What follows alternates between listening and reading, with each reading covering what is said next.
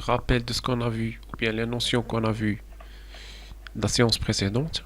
Donc, on a vu le cercle. Donc, le cercle, c'est un ensemble de points. Alors, ces points-là, qui constituent le cercle, ils sont situés à la même distance d'un point qu'on appelle le centre du cercle. C'est-à-dire n'importe quel point ici, il a la même distance du cercle. Et cette distance, on l'appelle le rayon. Donc, cette distance-là, on l'appelle le rayon du cercle. Donc chaque point situé sur le cercle se situe d'une distance appelée le rayon du centre du cercle. Toujours pour le rayon, on doit avoir un point sur le cercle et le centre. Ça veut dire ces deux points constituent un segment qu'on appelle le rayon.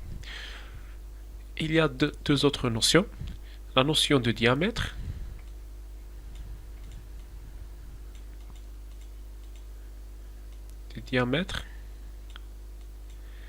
et la notion de corde.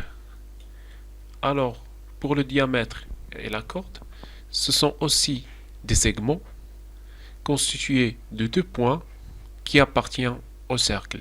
Mais la différence entre la corde et le diamètre, c'est que le diamètre contient le centre du cercle, c'est-à-dire le segment qui constitue le diamètre contient aussi le centre du cercle. Mais la corde, non.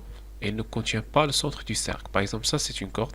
Je peux prendre une autre corde comme ça, une autre comme ça, une autre. Il y a des milliers de cordes dont l'extrémité, ce sont deux points qui appartiennent au cercle et qui ne contiennent pas le centre. Mais le diamètre, aussi, il y a des milliers de diamètres.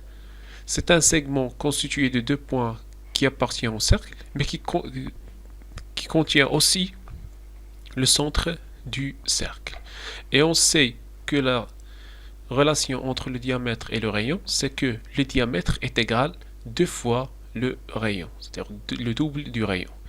Et le rayon est égal à la moitié du diamètre.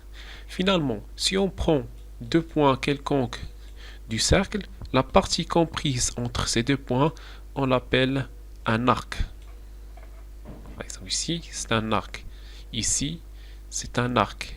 Ici, c'est un arc, etc. Il y a des milliers d'arcs dans le cercle.